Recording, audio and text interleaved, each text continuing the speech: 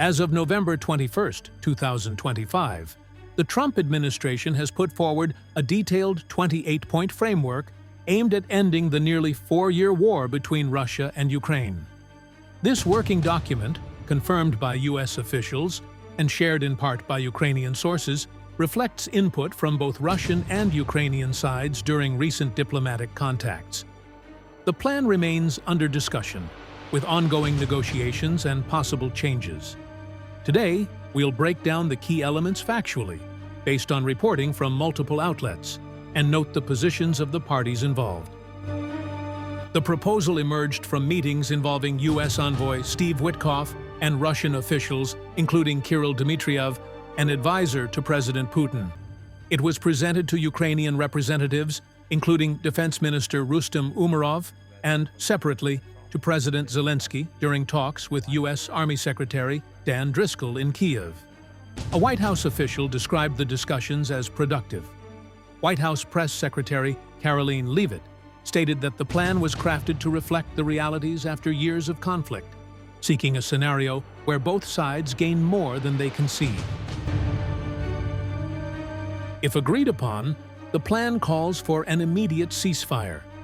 On territory, Russia would retain control of Crimea, fully annexed in 2014, and the Donetsk and Luhansk oblasts in the Donbas region, much of which has been occupied since 2022. Parts of Donetsk still held by Ukraine would be ceded, but designated as a neutral buffer zone without Russian military presence. In Kherson and Zaporizhzhia oblasts, the conflict would freeze along current front lines, allowing Russia to maintain areas it holds, including a land bridge to Crimea. These terms align with Russia's current control of approximately 1/5 of Ukraine, but would involve Ukraine recognizing additional losses beyond pre-2022 lines.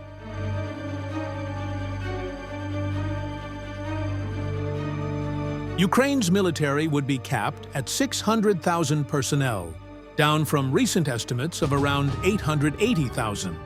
The plan explicitly bars Ukraine from NATO membership, requiring a constitutional amendment to remove existing aspirations for joining the alliance.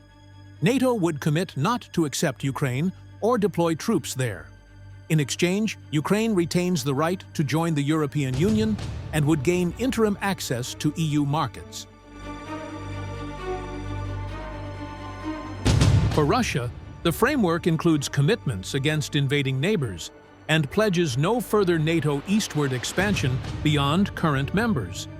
A US-led security guarantee is outlined. In case of a future Russian reinvasion, a decisive, coordinated military response would follow, along with reinstated sanctions. This guarantee ends if Ukraine initiates aggression, such as invading Russia or targeting major Russian cities. Ukraine would hold national elections within 100 days of an agreement, delayed since the war began due to martial law. On the economic side, a major reconstruction package includes $100 billion from frozen Russian assets invested in Ukraine, led by the US, plus another $100 billion from Europe. Funds would support Ukrainian cities, tech development, mining, and gas sectors. Sanctions on Russia would lift in stages, with remaining frozen assets beyond the initial $100 billion directed to a joint US-Russia investment fund. Additional elements include exchanging all civilian detainees, including children, amnesty for actions during the war, educational programs against prejudice, Russia's return to the G8/G7+ format, extended US-Russia arms control treaties, Ukraine remaining non-nuclear, and unrestricted Ukrainian commercial use of the Dnipro River. A peace council chaired by President Trump would monitor and enforce the agreement, with a Russia-NATO security dialogue and non-aggression pacts.